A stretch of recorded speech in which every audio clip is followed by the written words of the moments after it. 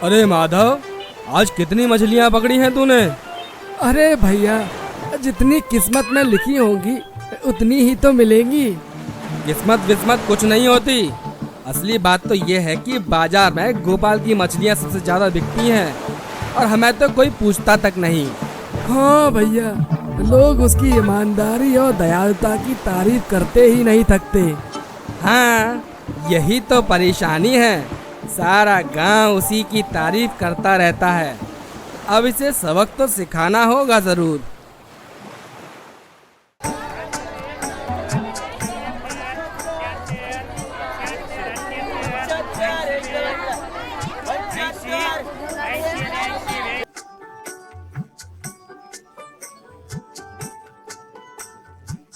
अरे भाई, गोपाल की मछलियाँ हमेशा ताजी और अच्छी होती है।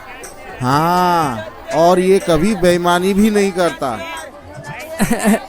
अरे चाचा, आज खास मछली आई है, घर जाकर देखिएगा। अरे माधव, देख रहा है तू? आज फिर इसकी दुकान पे सबसे ज्यादा भीड़ लगी है। हाँ भैया, पता नहीं इसने गाँव वालों पर क्या जादू कर रखा है। सारे के सारे ग्राहक इसी की दुकान पर जाते हैं। यही तो परेशानी है। अब इसे ऐसा सबक सिखाऊंगा कि ये कभी मछली पकड़ने लायक ही नहीं रहेगा।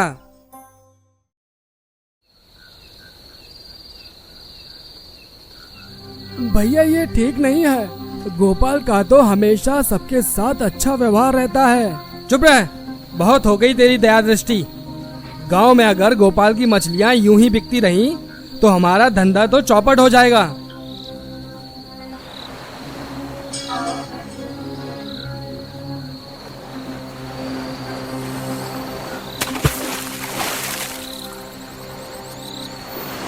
भैया, कहीं कोई देख तो नहीं रहा हमें? अरे रात के इस पहर कौन देखने आएगा?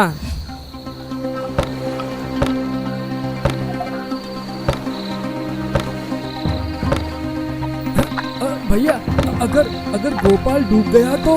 तब तो और अच्छा है, फिर तो हमें टक्कर देने वाला भी कोई नहीं रहेगा। लेकिन डर भैया, मत, गोपाल को तैरना आता है। ज्यादा से ज्यादा उसका सामान डूबेगा और उसे बड़ा नुकसान होगा। बस यही तो चाहिए हमें।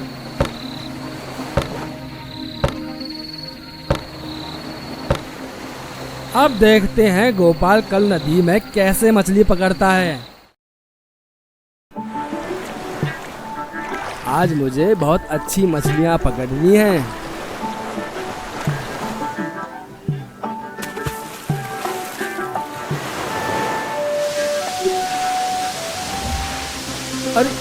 अरे ये पानी कहाँ से आ रहा है? कोई है, मदद करो, मेरी मदद करो। हे भगवान, मेरी नाव। अब देख कैसे गोपाल की हालत खराब हो रही है। भैया, कहीं वो डूब ना जाए। अगर डूब गया तो हमारे लिए मुसीबत हो जाएगी। अरे डूब भी गया तो कौन पूछने वाला है उसे। चलते हैं यहाँ से। बचाओ बचाओ, अरे कोई है, बचाओ।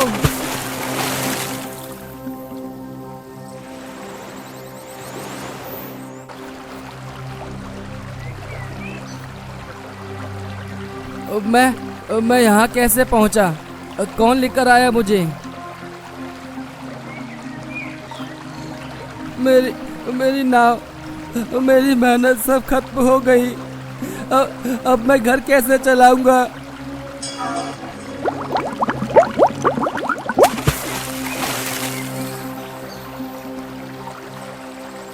तुम क्यों रो रहे हो? तुम कौन हो? मैं नदी की रक्षक हूँ। पहले मुझे ये बताओ कि तुम इतने दुखी क्यों हो? मेरी नाव डूब गई। अब मैं मछलियाँ कैसे पकड़ूंगा और अपने घर का गुजारा कैसे करूंगा? तुम चिंता मत करो।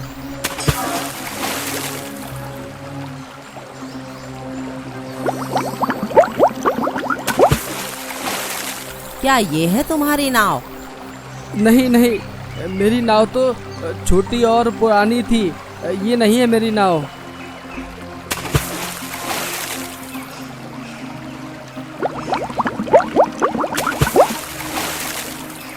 क्या ये है तुम्हारी नाव? नहीं नहीं, मेरी नाव तो बहुत पुरानी और छोटी थी, इतनी बड़ी नहीं थी।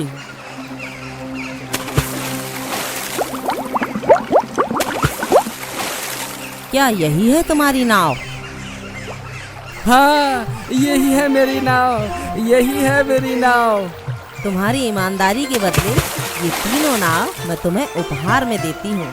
इनका सही उपयोग करना। घर पहुंचकर गोपाल अपनी पत्नी को सब कुछ बताता है। उसकी पत्नी खुश होकर भगवान का धन्यवाद करती है। देखो, तुम्हारी सच्चाई का फल तुम्हें मिल गया।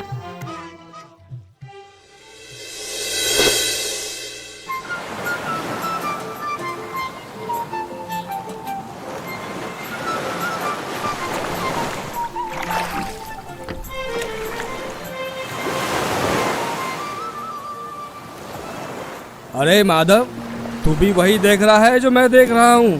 ये कैसे मुमकिन है? और ये अभी तक जिंदा कैसे है? इसे तो डूबकर मर जाना चाहिए था। हाँ भैया, और ये इतनी बड़ी नाव इसके पास कहाँ से आई?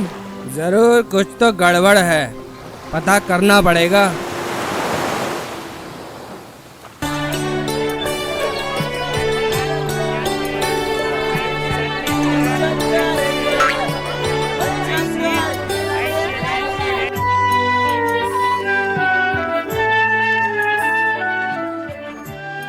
अरे भाई, गोपाल की मछलियाँ हमेशा ताजी और अच्छी होती है। और अब तो इसने नाव भी बड़ी ले ली है। जाहिर है कि ये ज्यादा मछलियाँ भी लाएगा। क्या तुझे भी लगता है माधव कि गोपाल ने कुछ नया तरीका खोज लिया है? नहीं भैया नहीं, यह कुछ ठीक नहीं है। क्या वह हमसे ज्यादा होशियार हो गया है या फिर कुछ और ही बात है? अगर गोपाल का तरीका सचमुच अलग है तो हमें भी कुछ नया सोचना पड़ेगा।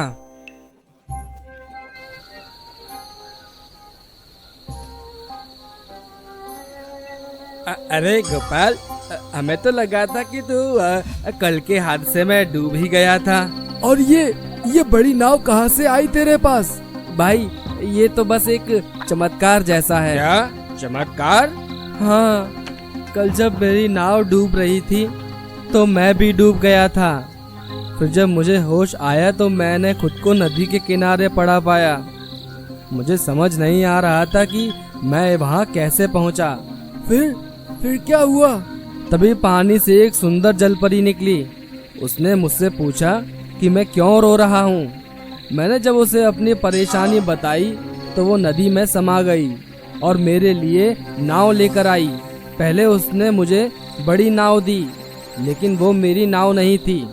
फिर उसने दूसरी बड़ी नाव दी, मगर वो भी मेरी नाव नहीं थी। फिर क्या हुआ? आखिर उसने मेरी पुरानी और छोटी नाव निकाली। मैंने वही नाव चुनी और जलपरी ने खुश होकर मुझे तीनों नाव दे दी। ये तो सच में कमाल की बात है। और तूने हमें माफ कर दिया होता अगर तुझे पता चल जाता कि मेरी नाव में छेद तुमने किए थे। तुम मेरे भाई हो, तुम्हें सजा देने से अच्छा है कि तुम अपनी गलतियों को सुधार लो।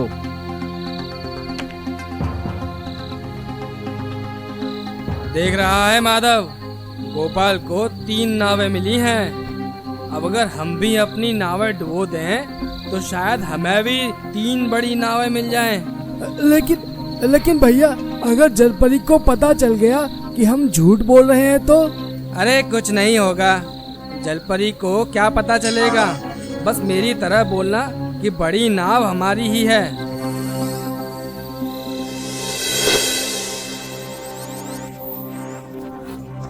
रघु और माधव जानबूझकर अपनी अपनी नावों में छेद करते हैं और फिर नदी में ले जाते हैं। देखते ही देखते दोनों नावें धीरे धीरे डूबने लगती हैं। अब हे हमारा क्या भगवान, होगा? हमारी नावें डूब गई। दोनों भाई नदी के किनारे बैठकर जोर जोर से रोने लगते हैं। कुछ ही देर में नदी से वही सुंदर जलपरी प्रकट होती है। उसकी झिलमिलाती पूंछ पानी में चमक रही है। तुम दोनों क्यों रो रहे हो? हमारी नावें डूब गई। अब हम कैसे मछली पकड़ेंगे? हमारा घर कैसे चलेगा? जलपरी कुछ देर सोचती है और फिर पानी के भीतर चली जाती है। कुछ देर में वह 2 बड़ी और चमचमाती नावें लेकर लौटती है। क्या ये है तुम्हारी नावें? रघु और माधव की आंखें चमक उठती हैं। हाँ हाँ, यही है हमारी नावें। बिल्कुल बिल्कुल, यही है हमारी नावें, यही तो है हमारी नावें। जलपरी का चेहरा अचानक गंभीर हो जाता है। उसकी आंखों में गुस्से की लहर दिखने लगती है। झूठ मत बोलो, ये नावें तुम्हारी नहीं हैं। तुम लोगों ने लालच के चलते झूठ बोला है। ईमानदारी का फल हर किसी को नहीं मिलता। अब तुम्हें अपनी सजा भुगतनी होगी। जलपरी गुस्से में दोबारा पानी में समा जाती है। रघु और माधव मायूस होकर नदी के किनारे बैठ जाते हैं। अब भैया, लालच में आकर हमने बहुत बड़ी गलती कर दी। हाँ, अब समझ आया कि सच्चाई और ईमानदारी का ही रास्ता सही होता है। हमने ईमानदारी का रास्ता नहीं चुना। हमारी दोनों नावें भी चली गईं। अब हम क्या करेंगे? दोनों भाई पछताते हुए अपनी घर की ओर लौटते हैं, इस बात का सबक लेकर कि लालच हमेशा बर्बादी की ओर ही ले जाता है। गोपाल आंगन में बैठा हुआ है। पास ही उसकी पत्नी खाना बना रही होती है। गोपाल दोनों भाइयों को आते देखता है और उनके उतरे हुए चेहरे देखकर चिंतित हो जाता है। अरे रघु, माधव, क्या हुआ? इतने परेशान क्यों दिख रहे हो? गोपाल भाई, हमने बहुत बड़ी गलती कर दी। हमने लालच के चक्कर में आकर अपनी दोनों नाव डुबो दी ताकि हमें भी तुम्हारी तरह नई और बड़ी नावें मिल जाए। और फिर जलपरी को धोखा देने की कोशिश की थी, लेकिन उसने हमारी चालाकी पकड़ ली और हमें सजा दे दी। हमारे लालच ने हमें बेनकाब कर दिया। अब हमारे पास कुछ भी नहीं बचा। गोपाल कुछ देर चुप रहता है, फिर मुस्कुराता है। वह अपने दोनों भाइयों को लेकर नदी किनारे जाता है, जहां उसने अपनी 3 नावें रखी थी। तुम दोनों को सबक तो मिल ही गया है और मैं जानता हूँ कि तुम दोनों अब अपनी गलती दोबारा नहीं दोहराओगे। ये लो, मेरी 2 नाव तुम रख लो और दोबारा मेहनत से मछली पकड़ो।